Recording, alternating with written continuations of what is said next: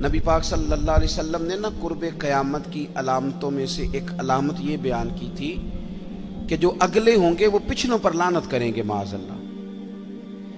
تو پلاننگ کی گئی، چونکہ امت میں ہمیشہ خیر تھی، منصوبہ بندی کی گئی، صحابہ سے لے کر کام شروع کیا گیا، اور داتا صاحب تک، اور داتا صاحب سے لے کر اعلیٰ حضرت تک، ہر صوفی کے بارے میں، ہر درویش کے بارے میں، حتیٰ کہ صحابہ اور اہل بیت کے بارے میں بھی لوگوں کے ذہن میں باتیں پیدا کرنے کی کوشش کی گئی، اس لیے کہ غلام اتنا برا نہیں ہوتا جو کسی کا ملازم ہو، وہ اتنا تنگ نہیں ہوتا جتنا مشکوک آدمی تنگ ہوتا ہے کہ پتہ نہیں صحیح ہے کہ نہیں، پتہ نہیں ٹھیک ہے کہ نہیں۔ یہ جو لوگ ڈبل مائنڈڈ ہوتے ہیں نا، اس کو چھوڑ دیں گے، صحیح چل رہا ہے، آپ تشریف رکھیں، آپ بیٹھ جائیں، اللہ خوش رکھے۔ گرمی جو ہے وہ سب کے لیے ہی ہے، اب آپ تشریف رکھیں اور مجھے موقع دیں بات کر دیں۔ بھائیو، شک پیدا کیے جاتے ہیں۔ ایک بات آپ نے اچھی طرح اپنے ذہن میں رکھ لینی ہے کہ کتاب و سنت میں نا ایک پورا باب ہے، ایک دو حدیث نہیں، احادیث مبارکہ میں پورا چیپٹر ہے، پورا باب۔ ادھر دیکھو نوجوانوں، کیا کہنے لگا ہوں، ایک پورا باب ہے جس میں ہمیں حکم دیا گیا ہے کہ تم نے کچھ لوگوں سے نفرت کرنی ہے اللہ کی رضا کے لیے، اور کچھ لوگوں سے محبت کرنی ہے فقط اللہ کی رضا کے لیے۔ ایک دو تین نہیں، پورا باب ہے، اللہ کی رضا کے لیے پیار کرنا ہے۔ اپنا ذہن بنا لیں کہ ہم نے تشکیک کی طرف نہیں جانا، شک کی طرف نہیں جانا۔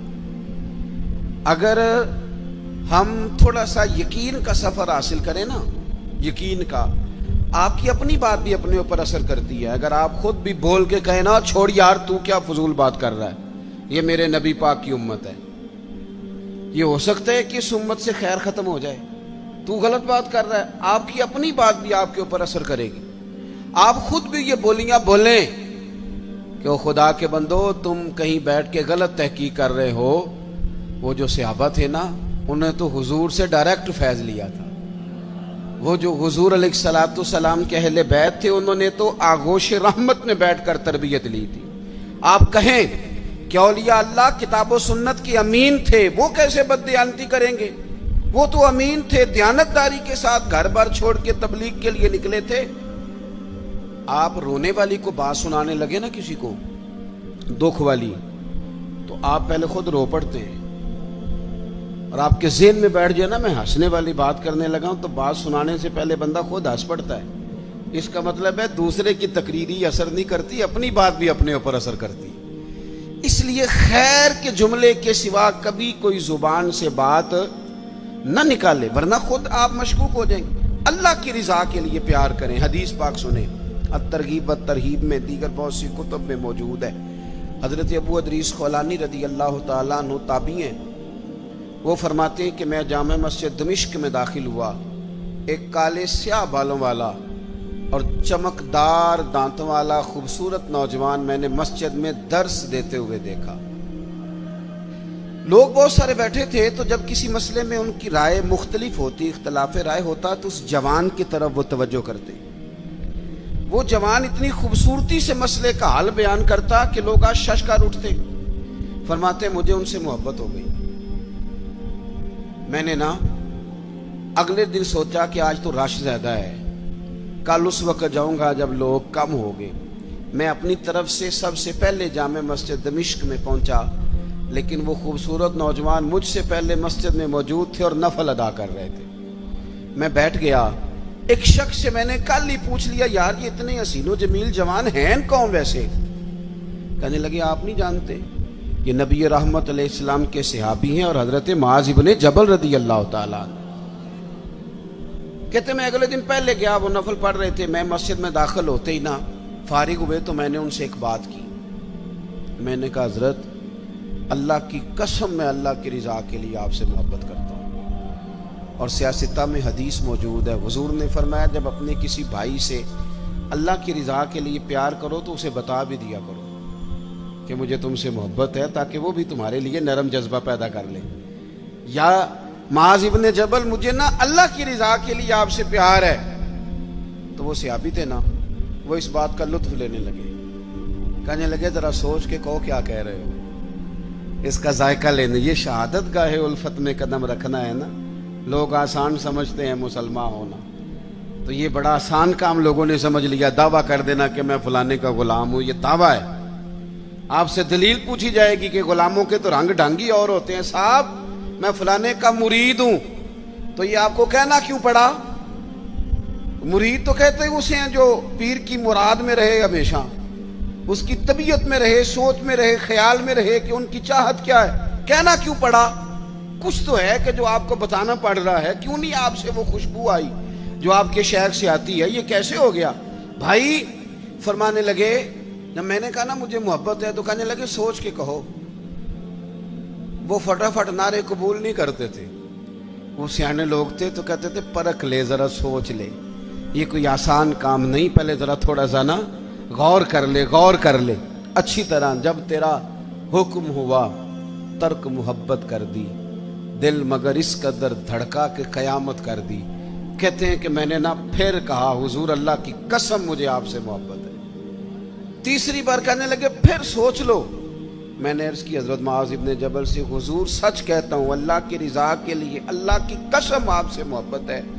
فرماتے ہیں وہ میری بات سن کے اتنے راضی ہوئے کہ فرمانے لگے سن پھر ابو ادریس، میں نے خود نبی کریم سے سنا ہے، سامنے بیٹھ کے سنا ہے، آنکھوں سے دیکھ کے سنا ہے، اپنے کانوں سے سنا ہے۔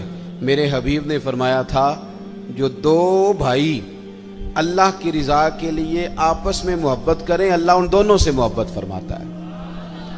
ہمارا لوگ مقدمہ تو سمجھیں، دراصل ہم کیا کہہ رہے ہیں؟ ہمیں کوئی ذاتی دنیا کا لالچ ہے ہی نہیں داتا گنج بخش علی اجمیری سے، ہمیں کوئی دنیا کا لالچ نہیں حضرت مجدد الفسانی سے، ہمیں کوئی لالچ نہیں دنیا کا حضرت بہاؤالحق نقشبند بخاری سے، کوئی لالچ نہیں بابا فرید سے۔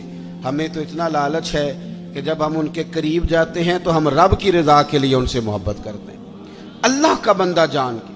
اس لیے گمراہیوں کے سفر میں نہ پڑے۔ ہمارے تو لوگوں نے تبصرے الٹے سیدھے کر کے یہ حال کر دیا ہے کہ اتنا سونا وطن، اتنا میٹھا وطن، اس میں کوئی بندہ اچھا رہا ہی نہیں، نہ کوئی سیاستدان اچھا رہا ہے، نہ کوئی تاجر اچھا رہا ہے، نہ کوئی بیوروکریٹ اچھا رہا ہے، نہ جناب پولیس والے اچھے رہے ہیں، نہ جناب باپڈا والے اچھے رہے ہیں، نہ مولوی اچھے رہے ہیں، نہ کوئی اچھا ہے ہی نہیں۔ کسی کا نام لے لیں اور آپ مذاق اڑا لیں جتنا مرضی۔ یہ تو باقاعدہ کوشش کی گئی، اور میں بڑی معذرت کے ساتھ عرض کروں گا یہ کام سب نے کیا، سب نے، یہ سب نے اس میں۔ وہ رات کو جو اینکر ٹی وی پہ بیٹھے تھے انہوں نے بھی تبصرے کیے۔ وہ چار مختلف جماعتوں کے جو بندے بلاتے ہیں وہ اس لیے بلاتے ہیں کہ تم نے ایک دوسرے کی خامیاں بیان کرنی، اور جتنی زیادہ لڑائی ہو پروگرام زیادہ دیکھا جاتا ہے، جتنی زیادہ لڑائی ہو۔ یہی کام باقی جگہوں پہ کیا گیا۔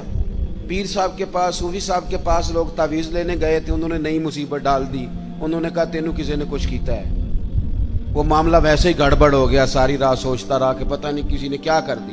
مذہبی سٹیج پہ لوگ آئے تھے، یہاں ان کا خیال تھا کہ شاید ہمارے لیے کوئی بڑی خیر کی بات ہوگی، یہاں بھی کچھ ایسے لوگ آ گئے جنہوں نے بازو اوپر کر کے کہا کہ آج میں دسنا ہے اہل بیت دی شان کی ہے۔ او میاں تو کی دسنی ہے؟ اہل بیت دی شان تو اللہ نے قرآن میں بتا دی، حضور نے حدیث میں بتا دی، آپ کیا انوکھی بات بیان کریں گے؟ میں نے آج بتانا ہے بازو چڑھا کے کہ صحابہ کی عظمت کیا ہے، آپ کیا بیان کریں گے؟ آپ نقل کریں جو قرآن و سنت سے پڑھا ہے، اس کا ابلاغ کریں اور آپ جائیں۔ آپ انتشار کا کوئی کام نہ کریں۔ میں اور آپ جتنے مثبت رہیں گے، آپ کو بتاؤں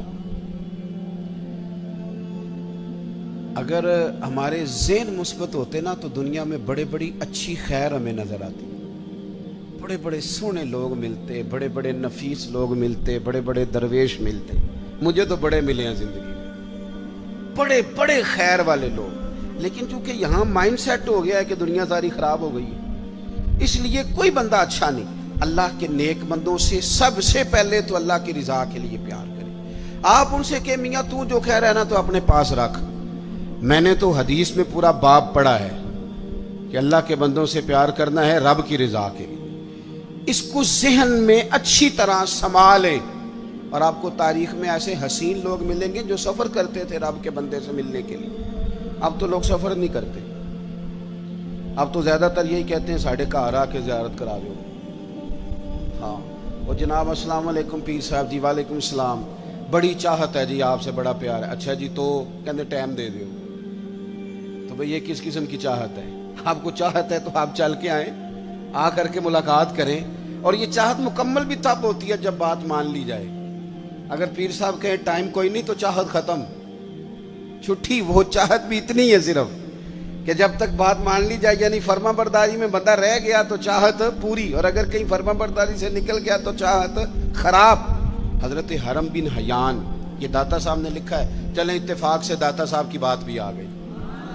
داتا صاحب کہتے ہیں حضرت حرم بن حیان تابعی ہیں.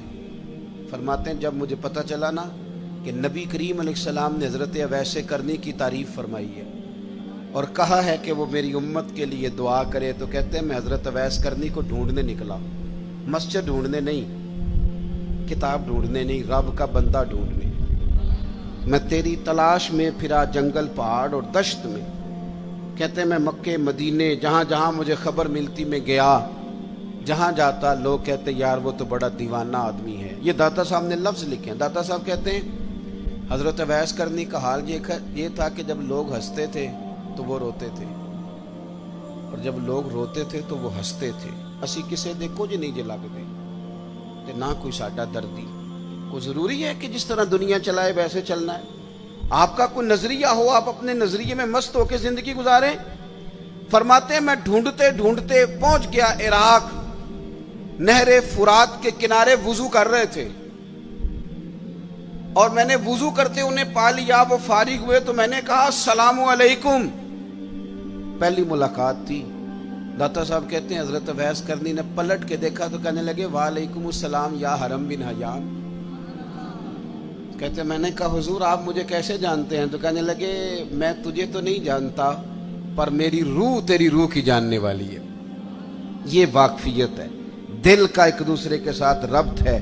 فرماتے ہیں میں ان سے ملا، میں نے ان سے کہا کوئی نصیحت کر دیں. تو کہنے لگے پہلی نصیحت تو یہ ہے کہ آج کے بعد مجھے ملنے نہ آنا، اور دوسری نصیحت یہ ہے کہ جو رب نے تجھے دیا ہے نا اس پہ راضی ہو جا.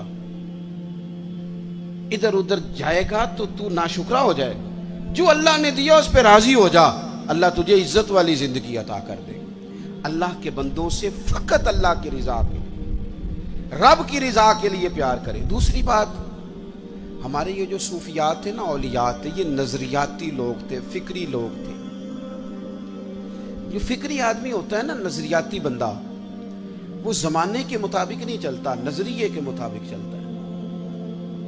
میں نے قرآن مجید کی آیت پڑھی ہے، اللہ فرماتے ہیں یجاہدون فی سبیل اللہ. اللہ کے بندے اللہ کے رستے میں جہاد کرتے ہیں.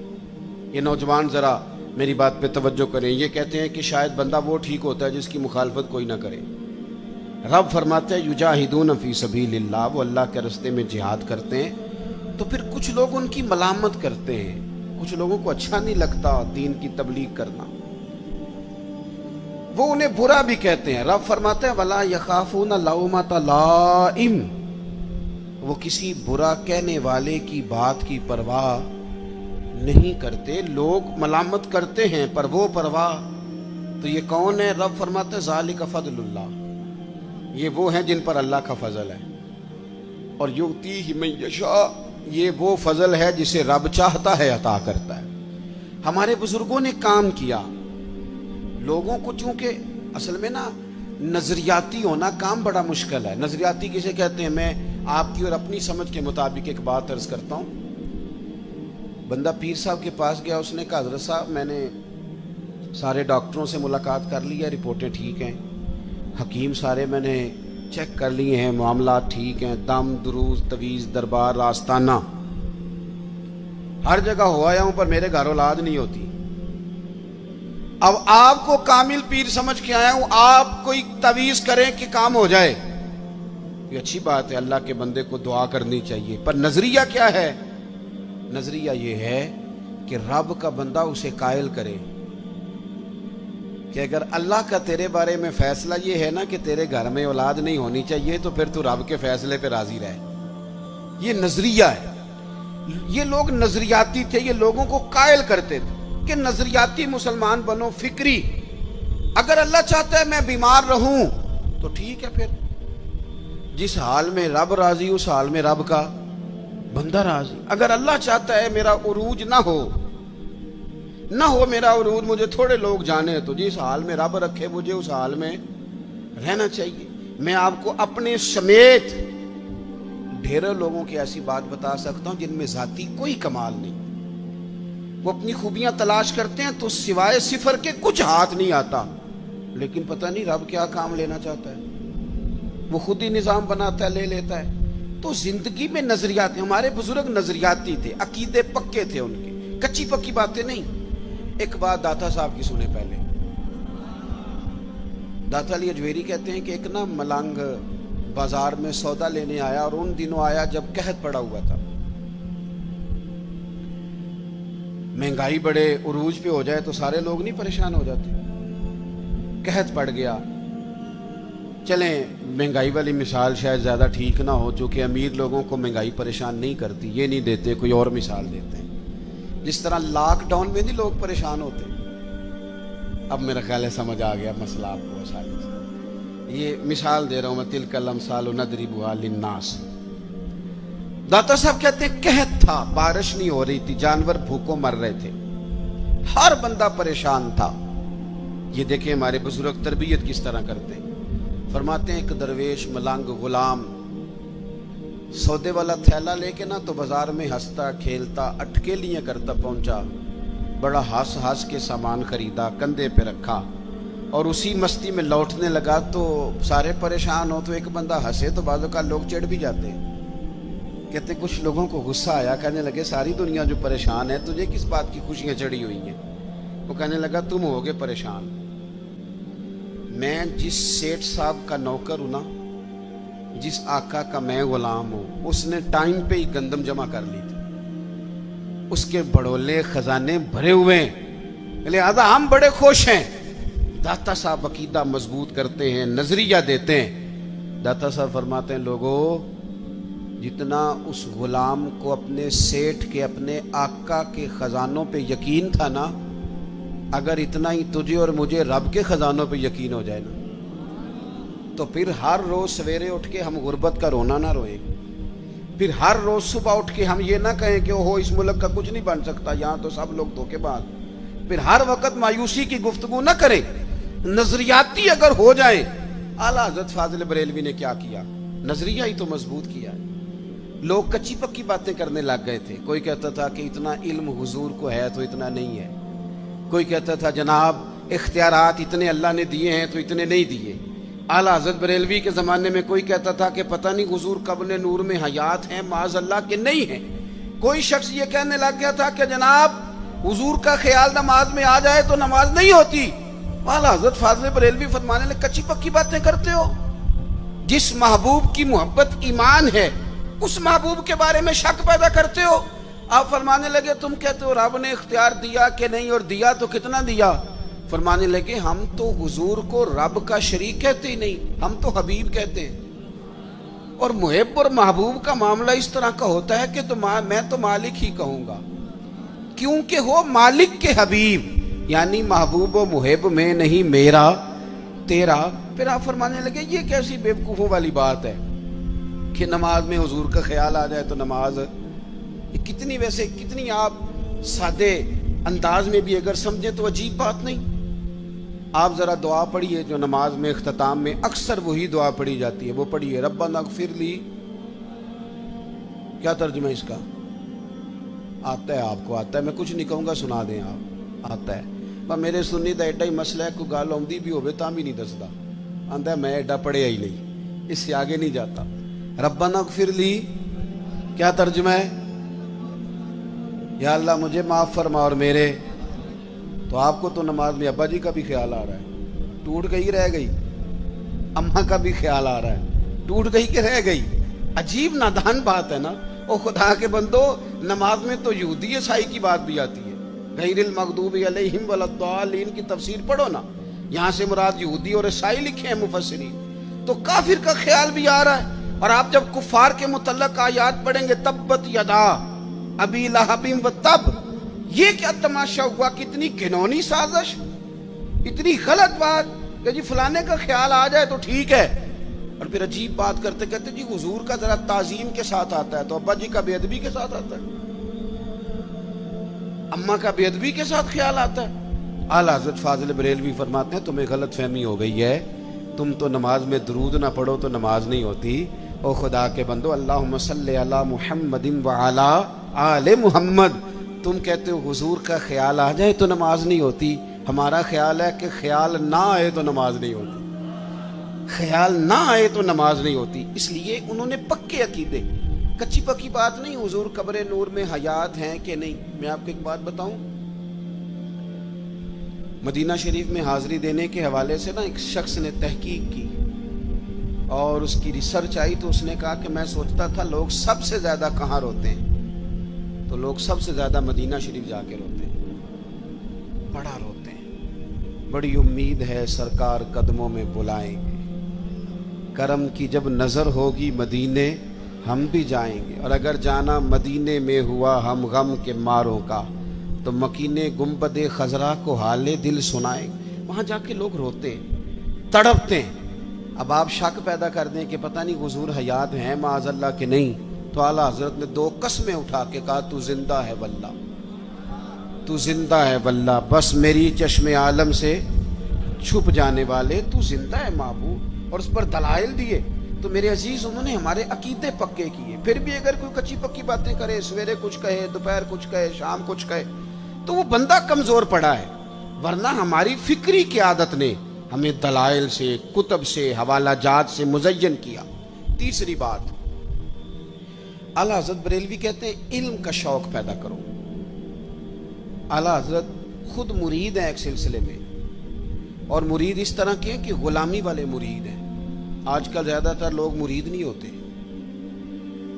ناراض نہ ہونا، اگر کوئی پڑھا لکھا بندہ ہو تو وہ ویسے بھی مرید نہیں ہوتا، وہ اگر ہو کبھی تو خلیفہ ہی ہوتا ہے ڈائریکٹ، مرید نہیں ہوتا، مزاج نہیں، مرید ہونے کا مزاج نہیں، یہ طبیعت نہیں۔ آج کل لوگ شاگرد بھی نہیں ہوتے، ناراض ہو گئے آپ لوگ، ہو جائیں کوئی مسئلہ نہیں، میں نے تو ابھی چلے جانا ہے، ہو جائیں بے شک۔ آج کل لوگ شاگرد بھی اس طرح لگتا ہے کہ جس طرح کوئی امدادی کتاب نہیں ہوتی، اس طرح استاد سے کو تھوڑا سا گائیڈ لائن لیتے ہیں، ورنہ وہ شاگرد ہونے کو تیار نہیں ہے۔ میں صحیح بتاتا ہوں، بہت سارے شاگردوں کو میری ملاقات ہوتی ہے اور بعد میں وہ کہتے ہیں نا میں استاد جی کو بیٹھا سا، تو میں چونکہ دیہاتی آدمی ہوں، میرا 2 ڈنڈے لگانے کو بھی دل کرتا ہے، تجھے پتہ ہی نہیں استاد جی کے پاس کیسے آیا جایا کرتا ہے، تجھے خبر ہی کوئی نہیں۔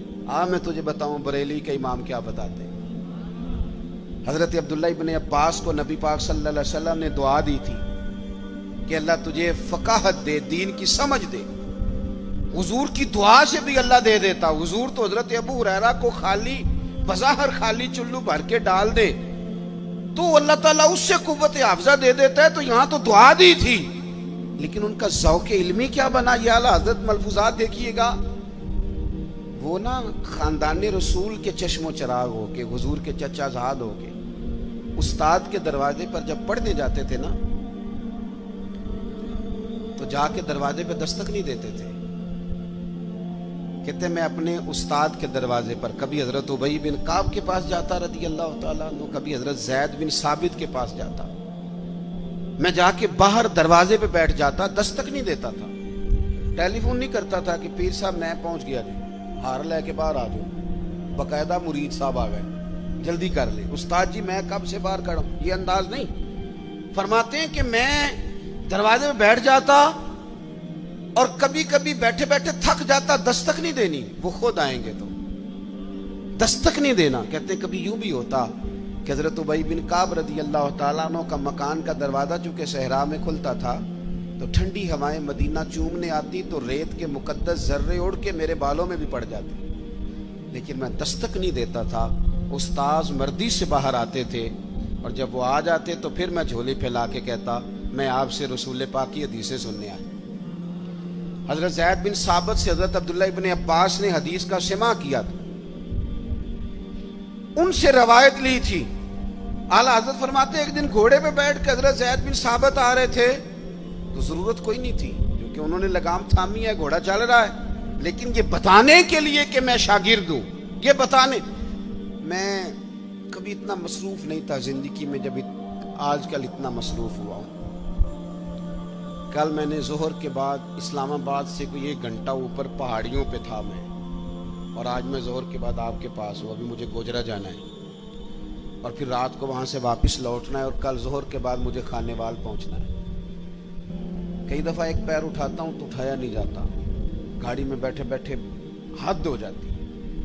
और इसके बावजूद लोग रोज़ाना 25-30 लोग हमसे नाराज़ होते हैं कि उन बड़े हो गए वो टाइम ही नहीं देते। इसके बावजूद ये हाल। कभी कभी कुछ चीज़ें मज़ा देती हैं। मैंने एक वादा किया हुआ था, लाहौर में किसी से मैंने जाना था, तो मेरे उस्ताद साहब का फ़ोन आ गया। फिर मान लगे कितने में, ओ शागिर्दो तरस जाओगे नवाज़ों को, ये 2-4 जो रह गई हैं उनकी कदर करो। कितने में भाई? मैं उसकी थी हुजूर में कहा रहा। फरमान लगे परसों पिंडी जाना ही। मैंने चूंकि लाहौर वादा किया हुआ था, मैं क्या हुजूर मैं ज़रा उते की काम में परसों पिंडी की मसरूफियत है, तो मेरे उस्ताद हैं और ये बात उन्होंने की तो मेरा कद बड़ा हुआ। फरमान लगे तेनू वजाहत देना मैं ज़रूरी नहीं समझता, तू परसों सवेरे 9 बजे तैयार होके सड़क ते आवी जाना है। बड़े लोग दावत देते हैं, बड़े लोग पैगाम देते हैं, बड़ा प्यार करते हैं। आप यकीन करें मज़ा आ गया बात का। मुझे जो बंदा पूछे पिंडी खैर है, मैं क्या मैनू आप नहीं पता। घर वाले पूछते पिंडी खैर है, मैं क्या मज़ा बड़ा आना है जाने का, पता कोई नहीं की काम में। उन्होंने कहा परसों कभी मज़ा भी तो लो ना, कभी जायका भी तो लो ना। हमारे एक बुजुर्ग हैं, उनकी उम्र 65-70 साल है, उनकी वालदा इंतकाल कर गई। मेरे पर जुमा पढ़ते हैं तो मैं उनके घर ताज़ियत के लिए गया तो उनके बच्चे कहने लगे कि हमारी दादी की उम्र 100 साल से ज़्यादा थी पर अब्बा चौपी नहीं करते, हर वक्त रोते हैं, इनको कहें कि हौसला करें। तो मैंने उनसे कहा कि भाई आप बच्चे क्या तो ठीक ही रहे हैं कि आप खुद 65-70 साल के हैं और आपके बच्चे बड़े हैं और शादीशुदा हैं, तो आप। उन्होंने बड़ी शानदार बात की। कहने लगे पीर साहब अम्मा जदों दी गई है मैं वडेरा हो गया, मेरे बाल चिट्टे ने, मेरे 2 पोते ने, 3 नवासे ने, लेकिन जदों मैं घर आउंदा सां ते अम्मा कहती सी मुंडिया आ गया है, रोटी लियाओ ना मुंडे लई। फरमाते यूँ लगता था नहीं बाल सफ़ेद हुए हैं पर मैं हूँ अभी जवान। जब तक आपका को बड़ा रहता है आप ताकतवर रहते हैं। खुद ब खुद अपने आप को बड़ा करने की कोशिश ना करें, किसी को बड़ा माने, ताकतवर रहेंगे, जान रहेगी, आपकी पुश्त पे कोई खड़ा रहेगा। और अगर निकल जाओगे छतड़ी से तो तलबाए किराम याद रखना कमजोर पड़ जाओगे। अगर पुश्त पे कोई होता है तो बंदा ताकतवर होता है। जरूरत नहीं थी हजरत ज़ैद बिन साबित रज़ी अल्लाह तआला अन्हु के घोड़े की लगाम थामने की, और आला हजरत फरमाते हैं कि आगे दौड़ के हजरत अब्दुल्ला इब्ने अब्बास ने देखा ना मेरे उस्ताद आगे, दौड़ के जाके घोड़े की लगाम पकड़ी। तो हजरत ज़ैद बिन साबित कहने लगे हो मेरे नबी करीम अलैहिस्सलाम के चचा के बेटे ये आप क्या कर रहे हैं? तो कहने लगे हमें बताया गया है, लफ्ज देखना मलफूजात शरीफ में आला हजरत ने लिखे, हमें बताया गया है कि उलमा का एहतराम करना। जब उन्होंने ये कहा तो हजरत ज़ैद बिन साबित घोड़े से नीचे उतर आए और नीचे उतर के हजरत अब्दुल्ला इब्ने अब्बास उनके शागिर्द थे, उनके हाथ चूम लिए। उन्होंने कहा जनाब आप ये क्या कर रहे हैं? फरमाने लगे हमें भी बताया गया है कि खानदान रसूल का एहतराम करना है, हमें भी ये सबक दिया गया।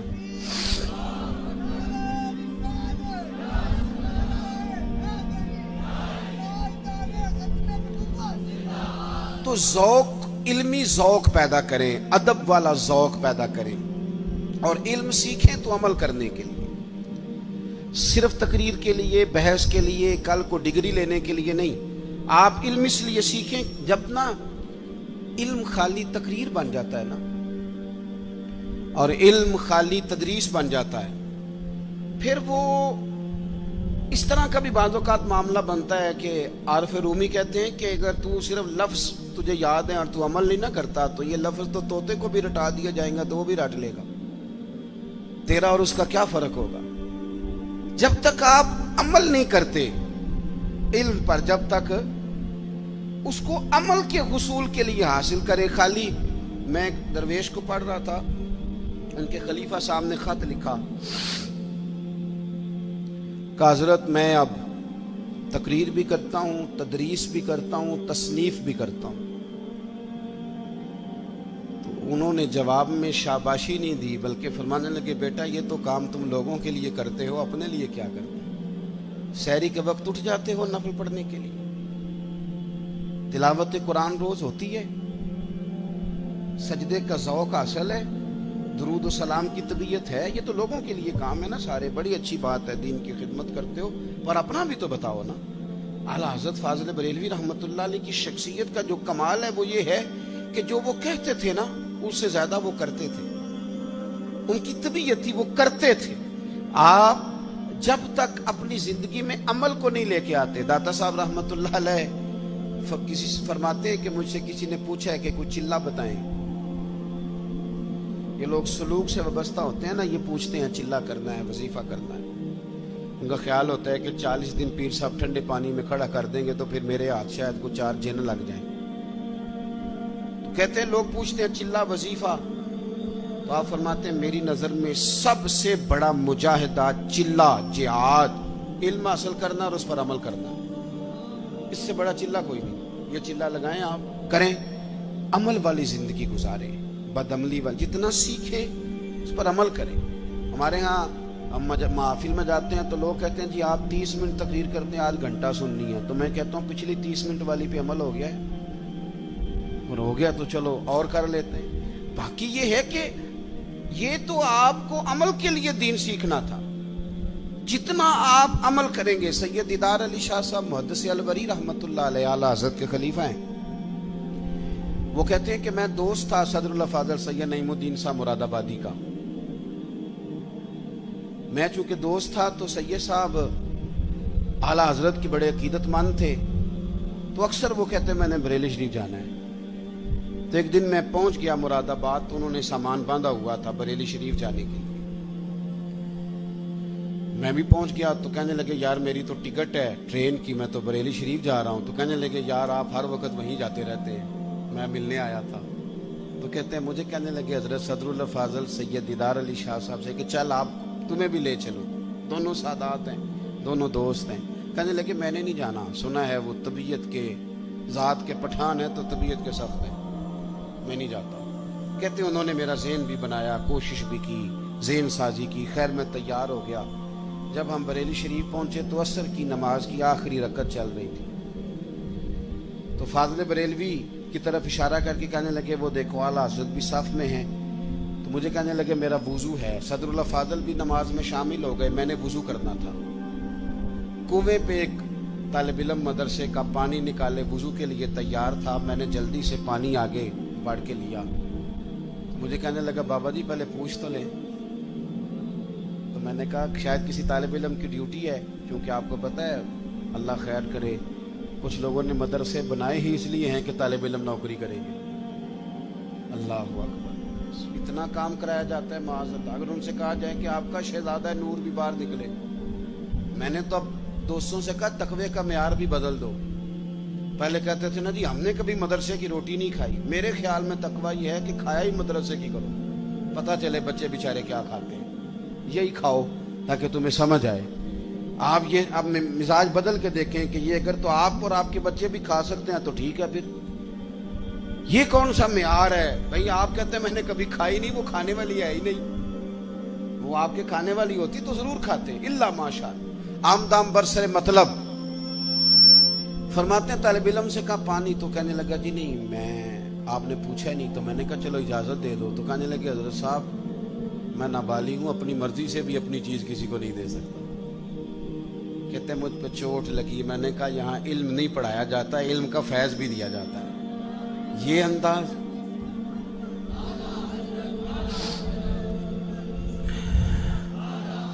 सुनेंगे जी आप।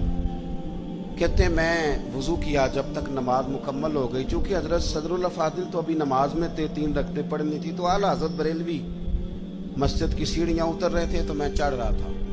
आला हज़रत को अल्लाह ने कोई कमाल दिया था कि वो चेहरा देख के बता देते थे कि बंदा सैयद है। चेहरा देख अल्लाह ने उन्हें ये इंशराह सदर अता फरमाया। कहते हैं पहले तो उन्होंने ना मेरे हाथ ही चूम लिए, बात ही रंग ही और पकड़ गई, असर ही बड़ा हुआ। तो मैंने पूछा तबीयत कैसी है? तो कहने लगे मौलाना तबीयत का क्या बताऊं, जात का पठान हूं, तबीयत जरा सख्ती है। क्योंकि पठान हूं तो तबीयत जरा मेरी सख्ती है। कहते हैं मैं समझ गया। बस फिर हजरत सदरुल्लाह फाज़िल अगली सुबह कहने लगे चलें। मैंने कहा आपने जाना है तो जाएं। मैं जब तक दूर था बात और थी, अब तो हुजूर में हूं, अब तो बात और है। तो मेरे भाई इल्म का फैजान हो, उस पर अमल हो। आखिरी बात, جو آپ کی خدمت میں عرض کرنی ہے بڑے درد کے ساتھ، وہ یہ ہے کہ ہمارے جتنے بزرگ تھے نا، صوفیاء تھے، اللہ والے تھے، ان کے دلوں میں نا دوسروں کے لیے بڑا درد رہتا تھا۔ ہماری طبیعتوں میں نا خود غرضی پورے عروج پہ آئی ہے۔ دوسروں کے بارے میں ان کی طبیعتیں، جتنے بھی کام کرتے تھے امت کی، ملت کی خیر خواہی کے لیے کرتے تھے۔ ہم الا ماشاءاللہ جو قدم اٹھاتے ہیں تو وہ اپنا نفع نقصان دیکھ کے اٹھاتے ہیں۔ جب تک آپ کے دل دوسروں کے حق میں نرم نہیں ہوتے، غریب آدمی جو ہوتا ہے نا، یہ سیاںا نہیں ہوتا۔ غربت نے میرے بچوں کو تہذیب سکھا دی، اب سہمے ہوئے رہتے ہیں، شرارت نہیں کرتے۔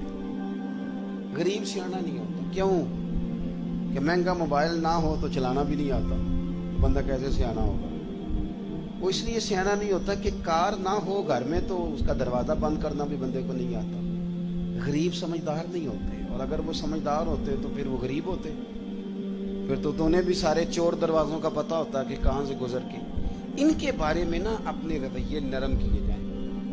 میں بڑے درد سے عرض کروں گا، ہمارے ہاں لوگوں کو علم سکھانے سے پہلے جاہل کہہ دیا جاتا ہے۔ میں بھی جنازہ پڑھنے سے پہلے کہتا ہوں لوگوں کو نماز جنازہ نہیں آتی جی، تو اگر میرے دو نمازی مجھ سے کھڑا کر کے پوچھ لیں کہ مولانا آپ نے کس دن کہا تھا وہ سکھاؤں، تو اس کا کیا حال ہے؟ ہمارا جو نوجوان تھوڑا پڑھ جاتا ہے وہ کہتا ہے میرے پنڈ والے جاہل نہیں جی سارے۔ بھئی آپ بڑے جاہل ہیں، اگر آپ پڑھے لکھے ہوتے تو پھر آپ ان کو بھی کچھ تعلیم دیتے۔ دیکھیں نا، ایک آدمی روز سفر کرتا ہے جہاز کا، روز وہ فلائٹ میں ہوتا ہے، تو اسے تو پتہ ہے کہ میں نے امیگریشن کیسے کرانی ہے، اور میں نے بورڈنگ کارڈ کیسے لینا ہے، اور سیٹ نمبر کیسے، اور سیٹ بیلٹ کیسے۔ تو ایک بابا تو بیچارہ غریب ہے، کمیٹی ڈال کے عمرہ کرنے جا رہا ہے، اس کو تھوڑی پتہ ہے کہ امیگریشن کیسے کرانی ہے، تو پاسپورٹ کیسے تھامنا ہے۔ تو آپ نے سامنے دیکھ لیا کہ جہاز کا عملہ بحث کر رہا ہے، بابا کہتا ہے میں نے ادھر ہی بیٹھنا ہے، وہ کہتا ہے آپ کا سیٹ نمبر نہیں۔ محلے کا نوجوان پڑھا لکھا ہے، M.Com B.Com MSc، وہ دور کھڑا ہو کے کہہ رہا ہے جاہل ہیں جی ہمارے محلے والے، دیکھو ان کو پتہ ہی نہیں۔ بھئی جاہل تو آپ ہیں، اگر ناراض نہ ہو، اگر آپ کو پتہ چل گیا تو آپ میرے محلے کے بابا جی ہیں اور آپ تعلیم یافتہ تھے تو اٹھ کے دروازے پہ استقبال کرنا چاہیے تھا، اور سیٹ نمبر دے کے خود بٹھاتے، ہاتھوں سے سیٹ بیلٹ باندھتے، اور پانی کی بوتل دے کے کہتے بزرگوں پریشان نہ ہونا، فلاں سیٹ پہ بیٹھا ہوں، ضرورت پڑی تو دوبارہ بھی آواز دے لینا۔ اللہ کے رسول صلی اللہ علیہ وسلم نے کیا فرمایا؟ حضور نے فرمایا تم آگ میں گرتے ہو اس طرح پتنگے گرتے ہیں، اور میں تمہیں سینہ بند سے کھینچ کھینچ کے پیچھے لاتا ہوں۔ تو ان پڑھ کو علم دینا ہے یا اس پر تنقید کرنی؟ بے ادب کو ادب سکھانا ہے یا اس پر تنقید کرنی؟ ہم جب تک یہ ذہن نہیں بناتے آداب کا، اور جب تک ہم لوگوں کے بارے میں اپنے دل کو نرم نہیں کرتے، اتنی دیر تک خیر کے جذبات نہیں پیدا ہوتے۔ ایک دانشور گزرے ہیں مرحوم واصف علی صاحب، تو ایک ادارہ چلاتے تھے وہ بھی، تو وہ جو بچے داخل کرنے والا تھا نا، اس کے پاس کو بندہ آتا، وہ داخلہ فیس اور یہ وہ بتاتے، تو وہ جا کے نا واصف صاحب سے کہتے کہ محترم یہ کہہ رہے ہیں کہ میرے پاس پیسے نہیں ہیں، تو کہتے فری داخل کر لو اس کو بھی۔ پھر ایک اور آ گیا، کل اس نے بھی کہا فیس کوئی نہیں، کہا اس کو بھی فری داخل کر لو۔ تیسرا آ گیا فری۔ تو کلرک ایک دن کہنے لگا جناب کا اسکول ہے، جناب کی مرضی ہے، جو مرضی کرے، لیکن اس طرح ادارے تو نہیں چلتے، صاحب کو مفت پڑھانا ہے تو تنخواہیں کہاں سے دینی ہے، اخراجات۔ تو کیا خوبصورت بات کی، کہنے لگے تمہیں کس نے کہا ہے میں اسکول چلا رہا ہوں اور کاروبار کر رہا ہوں؟ تو کہا جناب پھر آپ کیا کر رہے ہیں؟ کہنے لگے میں تو اپنے جنازے کے بندے پکے کر رہا ہوں کہ مجھے دعائیں مستعار نہ لینی پڑیں، کوئی رو کے دعا کر دے۔ کس نے مجھے پڑھایا تھا، مفت میری تعلیم کا خرچ اٹھایا تھا، تو کچھ جنازے کے بندے بھی تو پکے کرنے چاہیے نا۔ ساری زندگی اب یہ کہ مکان ہی پکا کرتے رہے بندہ، بینک بیلنس ہی پکا کرتا رہے۔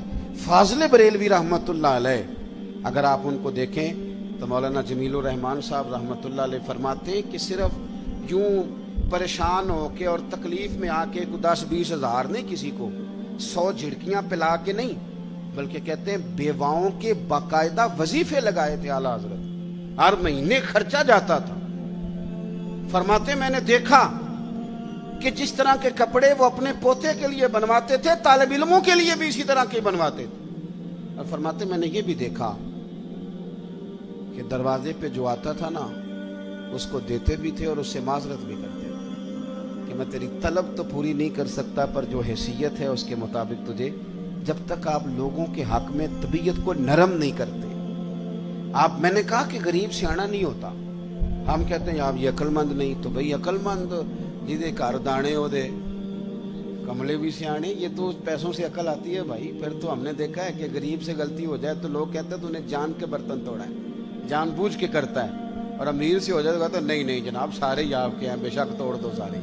چونکہ بندہ تگڑا ہے نا تو اپنا دل نرم کریں دوسروں کے حق میں. میں نے کالج میں وقت گزارا ہے تو ایک سال میری بھی فیس میرے ایک دوست نے دی تھی, مجھے یاد ہے. اور شاید زندگی میں کسی بھی فضا میں اڑوں تو بندہ نہیں بھولتا, بس دی تھی اس نے, کیا کیا جائے, دی تھی. تو ہوتے ہیں لوگ, ان کے بارے میں اپنی طبیعتوں کو نرم کریں, ذہن بنائیں, اپنا ذوق پیدا کریں. اگر آپ دوسروں کے بارے میں نرم نہیں ہوتے, نرم کیسے ہوں گے؟ ان کی غلطیوں سمیت انہیں قبول کریں. یہ نہیں ہے کہ وہ آپ کے حق میں اچھے ہیں. ایک حدیث سن لیں, بات ختم کرتا ہوں. عرض کیا گیا تھا یا رسول اللہ بہترین صدقہ کون سا ہے؟ تو حضور نے فرمایا اس رشتہ دار کو دے جو ضرورت مند بھی ہو اور تجھ سے ناراض بھی ہو. تیری ناراضگی بھی چل رہی ہو پر بندہ ضرورت مند ہو تو اسے دے, یہ بہترین صدقہ ہے. اس لیے کہ تو نے راضی ناراضگی رشتہ دار کی نہیں دیکھنی, تو نے اللہ کی رضا دیکھنی. ادھر توجہ کر کے دیں گے تو بہتری ہوگی. پھر ایک دفعہ دعا کرتا ہوں, اللہ تعالیٰ مفتی صاحب کے ادارے کو برکتیں دے, آپ سب کو اور مجھے اللہ توفیق عمل عطا فرمائے.